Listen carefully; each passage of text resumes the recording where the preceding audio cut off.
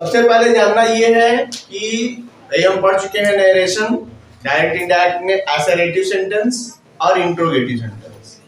और ये पता है हमको कि जब डायरेक्ट स्पीच को इनडायरेक्ट स्पीच में बदलते हैं तो दो परिवर्तन होते हैं।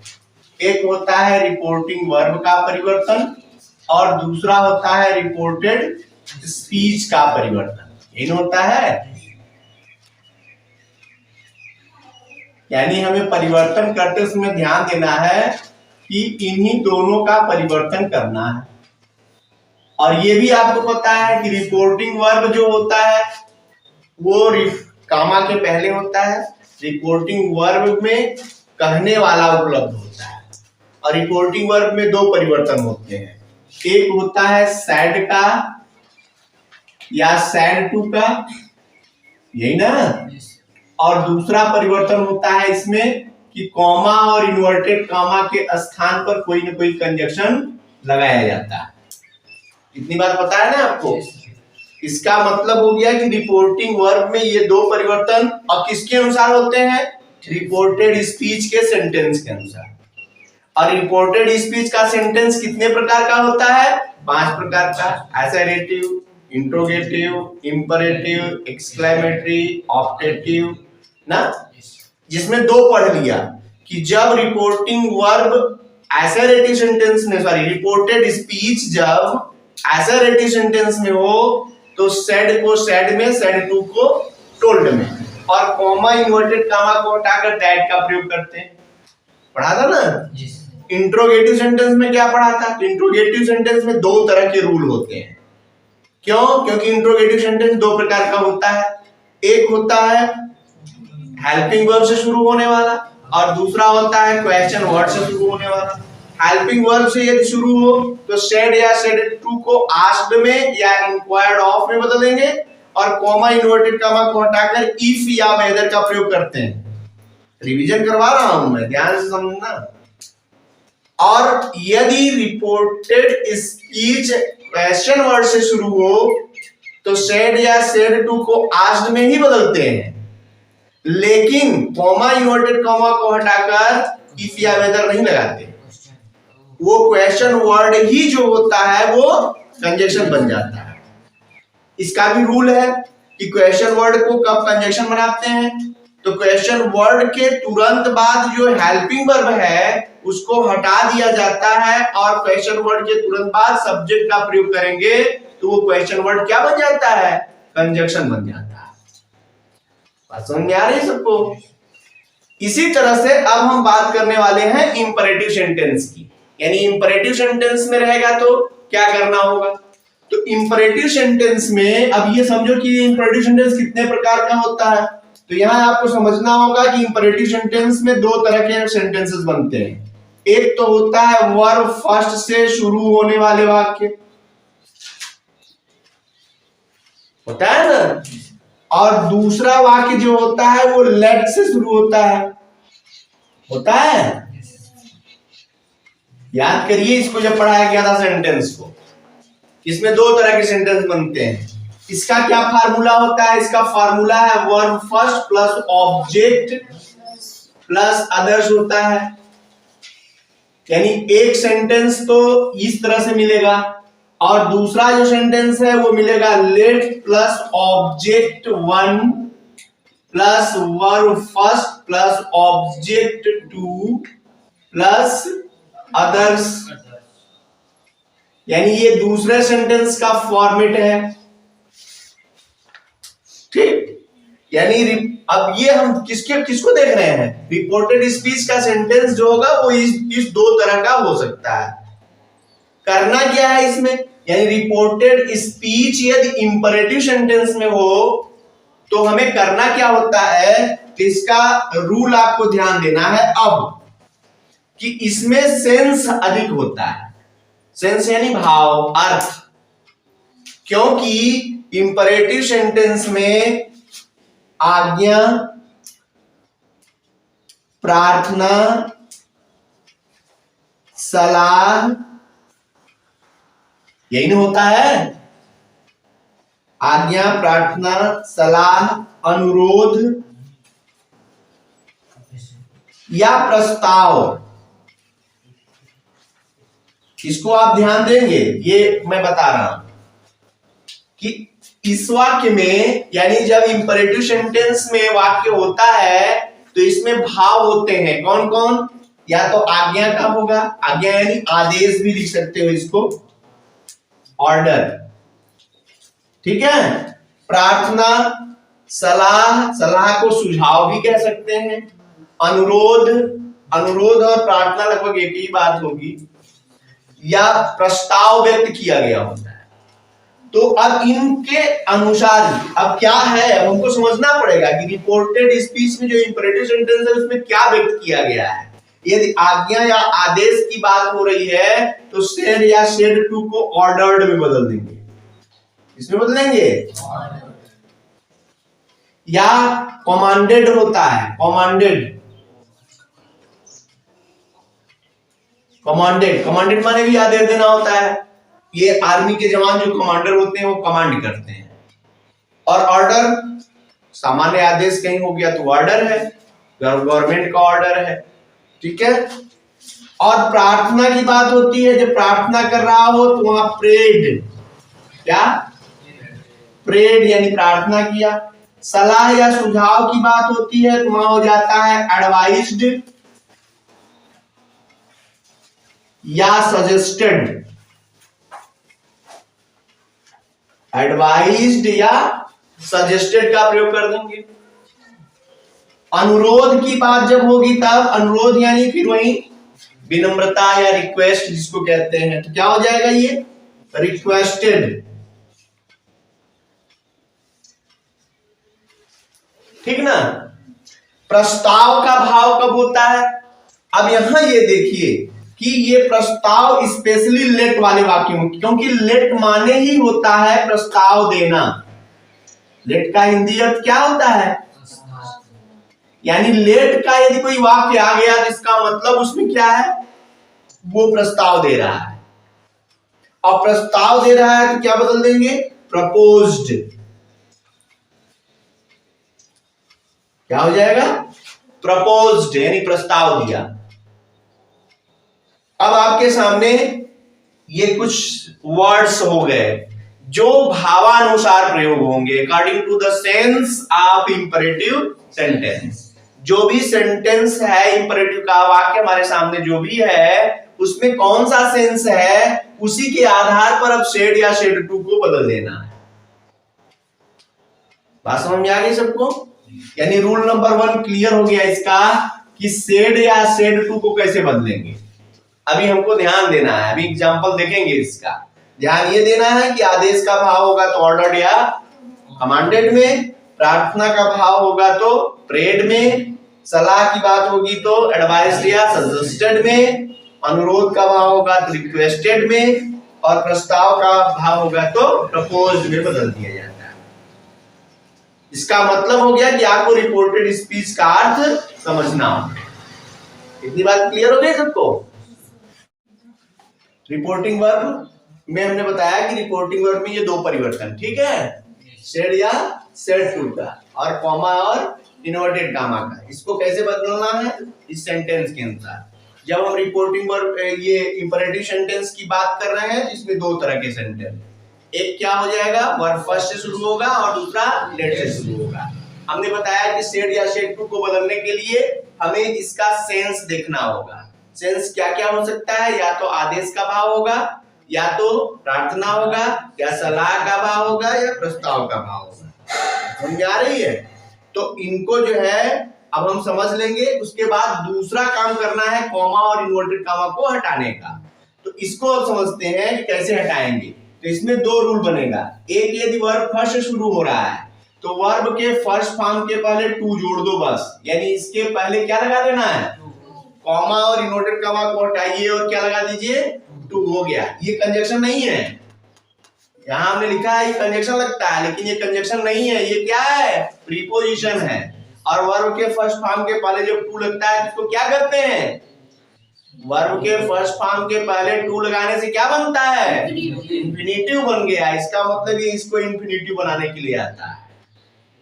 बात समझ में आ गई। यानी सेड या सेड टू को सेंस के आधार पर जैसे हमने लिखा उससे बदल देंगे और कॉमा इन्वर्टेड कॉमा को हटाकर उसके स्थान पर टू का प्रयोग करके इस क्रिया को इंफिनिटिव बना दिया जाता है। काम पूरा हो गया इसका। इस वाले में अब आएंगे तो बात दूसरी होगी। इसमें भी सेड या सेड टू को ऐसे ही बदलते हैं कि जो सेंस होगा वैसे मैक्सिमम में इसमें एक ही सेंस आता है प्रस्ताव का, यानी लेट वाले वाक्यों में प्रस्ताव यानी प्रपोज्ड का प्रयोग कर देंगे सेड या सेड टू को हटाकर। लेकिन कॉमा और इन्वर्टेड कॉमा को हटाने का इसमें दो रूल होता है। यहां लेट के बाद आप देख रहे हैं एक ऑब्जेक्ट आता है, लेट के साथ यदि अस आएगा तो इसका रूल ये है कि कॉमा और इन्वर्टेड कॉमा को हटा करके दैट, दे या वी शुड इतना प्रयोग किया जाता है। किसको हटाकर?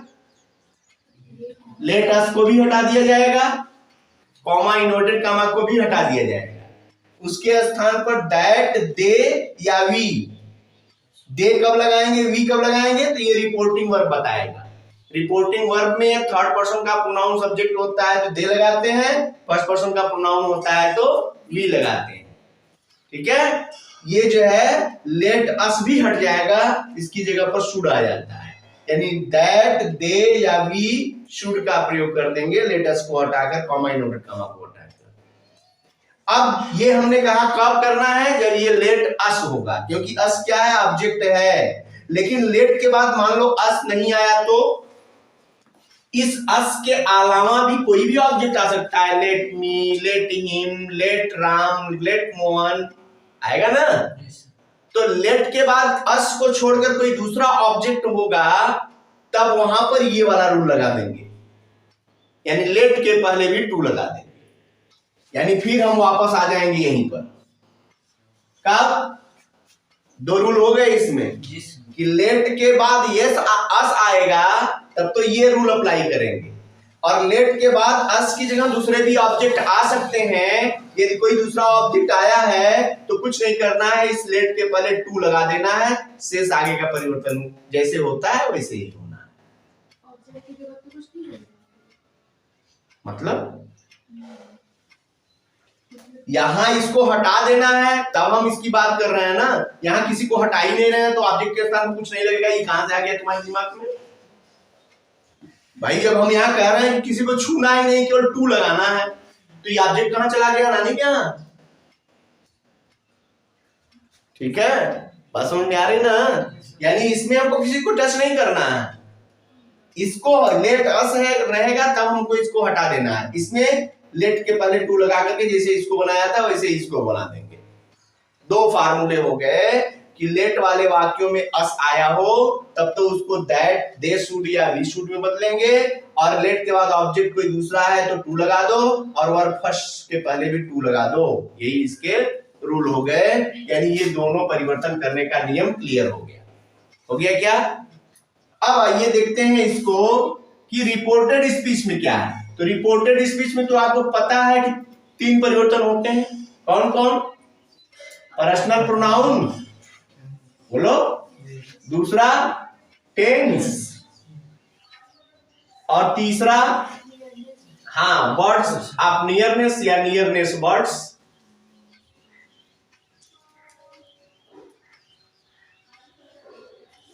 ये तीन परिवर्तन होते आ रहे हैं।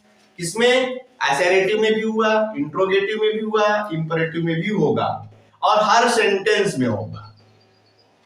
ये रिपोर्टेड स्पीच का परिवर्तन जैसे पहले सेंटेंस में होता था वैसे ही हर सेंटेंस में होता है, यानी ये कहीं नहीं बदल रहा है, बदल केवल रहा है रिपोर्टिंग वर्ब। सेंटेंस बदला कि रिपोर्टिंग वर्ब को बदलने का नियम बदल गया, से सारी प्रक्रियाएं वैसे ही चल रही हैं ना। बस एक चीज जोड़ देना है कि सेंटेंस चाहे जो भी होगा, जब वो इनडायरेक्ट बनता है तो असर्टिव बन जाता है। जैसे इंट्रोगेटिव सेंटेंस था, जब ये रिपोर्टेड स्पीच जब इंट्रोगेटिव में था तो जब उसको इनडायरेक्ट बनाते हैं तो कौन सा सेंटेंस बन जाता है? एसेरेटिव बन जाता है। एसेरेटिव का मतलब क्या होता है कि पहले सब्जेक्ट होगा, फिर वर्ब होगा, फिर ऑब्जेक्ट होगा। जबकि इंट्रोगेटिव में क्या होता है, पहले हेल्पिंग वर्ब होगा, फिर सब्जेक्ट होगा, फिर वर्ब होगा, फिर ऑब्जेक्ट होगा। क्वेश्चन वर्ड वाले वाक्यों में पहले क्वेश्चन वर्ड होगा, हेल्पिंग वर्ब होगा, फिर सब्जेक्ट होगा, फिर वर्ब होगा, फिर ऑब्जेक्ट होगा। लेकिन जब हम उसको चेंज कर देंगे इनडायरेक्ट में, तब क्वेश्चन वर्ड होगा, फिर तुरंत सब्जेक्ट होगा, फिर उसके बाद वर्ब और ऑब्जेक्ट होगा ना। इसका मतलब है कि इंट्रोगेटिव सेंटेंस किसमें बदल जाता है, एसेरेटिव सेंटेंस में। वैसे ही यदि कोई भी वाक्य इंपरेटिव में है, तो हालांकि इंपरेटिव में केवल नेगेटिव और एसेरेटिव बनता ही है, इसका भी तो इंट्रोगेटिव में है तभी उसको एसेरेटिव बदलना है, इंपरेटिव है तो उसमें एसेरेटिव का कोई प्रश्न नहीं है। इंपरेटिव या एक्सक्लेमेटरी होता है तब दिक्कत होती है, क्योंकि इंपरेटिव एक्सक्लेमेटरी और ऑप्टेटिव सेंटेंस जो होते हैं वो थोड़ा सा एसेरेटिव से अलग होते हैं, इसलिए उनको एसेरेटिव बनाया जाता है। 3 सेंटेंसेस में दिक्कत है, कौन कौन, इंट्रोगेटिव, एक्सक्लेमेटरी और ऑप्टेटिव। ये 3 सेंटेंसेस एसेरेटिव से अलग होते हैं, इसलिए इनको एसेरेटिव बनाने के लिए थोड़ा सा परिवर्तन करना पड़ता है। बाकी शेष में तो ये ऑलरेडी क्या है, ये एसेरेटिव है, ये भी एसेरेटिव है ही, तो इसमें कोई भी अलग से चेंजिंग करने की जरूरत नहीं है। तो इतनी बात क्लियर हो गई सबको ना। क्या क्या बदलना है, सेड या सेड टू को भाव के अनुसार ऑर्डर्ड, रिक्वेस्टेड, एडवाइज्ड, सजेस्टेड या प्रेड और प्रपोज्ड ये सेंस के आधार पर लगाएंगे। कॉमा इन्वर्टेड कॉमा को हटाते समय ध्यान देना है कि वर्ब फर्स्ट से शुरू हो रहा है तो टू लगा दो, लेट के बाद कोई ऑब्जेक्ट है तो टू लगा दो, और लेट के बाद यदि अस आ जाए तो लेट अस को हटाकर दैट, दे या वी शुड का प्रयोग करते हैं। ठीक है, जिसको अभी एग्जांपल से हम समझेंगे। He said comma inverted comma में please give me a pen. यहाँ प्लीज लगा दिया मैंने, यहाँ वर्ब फर्स्ट से शुरू नहीं है, प्लीज लगा है। प्लीज मतलब क्या होता है, वो प्लीज लगने से मतलब हो गया कि उसमें रिक्वेस्ट का सेंस होता है। प्लीज तभी लगता है जब वाक्य में रिक्वेस्ट का सेंस होता है। इसका मतलब ये रिक्वेस्ट है, तो रिक्वेस्ट में हम सेड या सेड टू को किसमें बदलेंगे, रिक्वेस्टेड, यानी ये क्या बन जाएगा, ही सेड को किसमें बदलें, requested. He requested to give, यही ना है, और मी कहां गया, ही के पास हो गया him, to give him a pen. He requested to give him a pen, हो गया। ऐसे ही कोई भी सेंटेंस होगा, जैसे आप अपने किताब से अब सेंटेंस बोलिए, Ram said to me,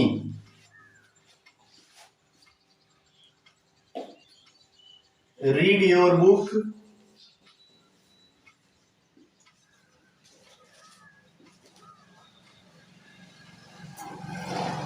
carefully. अब इसको देखिए, यहां क्या है, Ram said to me read your book carefully.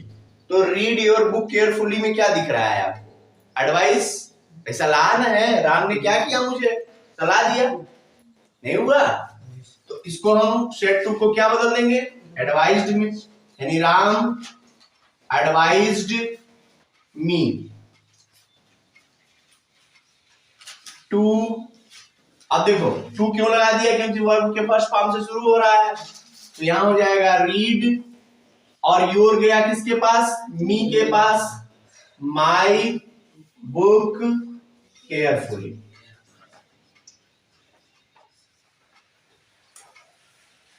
ना ठीक ना, she said comma let us go to school. अब यहां देखिए, यहां लेट अस का प्रयोग आ गया है। लेट अस के रूल को क्या बताया गया कि सेड को क्या करेंगे, प्रपोज्ड, क्योंकि लेट वाले वाक्यों में प्रस्ताव का सेंस होता है, इसका मतलब सेड को किसमें बदल देना है, प्रपोज्ड में, यानी हो जाएगा सी प्रपोज्ड और लेट अस को हटाएंगे, यहाँ क्या लगाएंगे, दैट अस। अब देखो यहीं पर देखना है अस जो है वो किस पर्सन का प्रोनाउन है, फर्स्ट पर्सन का।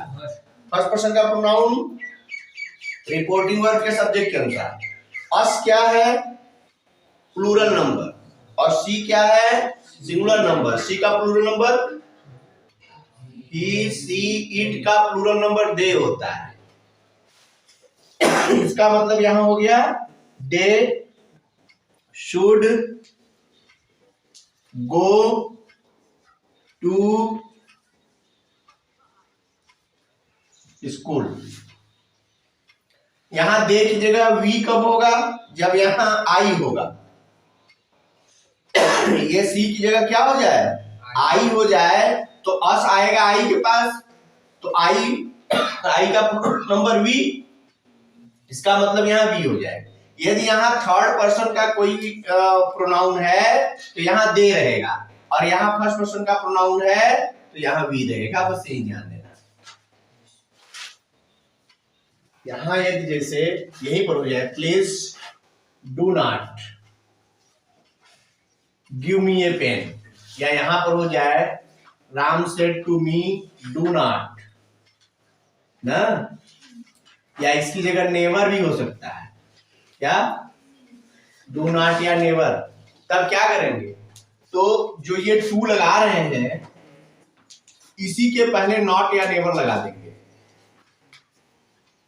यानी ये नेवर आया रहेगा तो नेवर, नॉट आया यही टू के पहले लगाएंगे। यानी हो जाएगा Ram advised me not to read my book carefully, या इसमें he requested me not to, या requested not to give him a pen. ठीक है, यानी ये डू नॉट और नेवर का प्रयोग जब भी होगा वो कहां होगा, टू के पहले। यही ध्यान देना।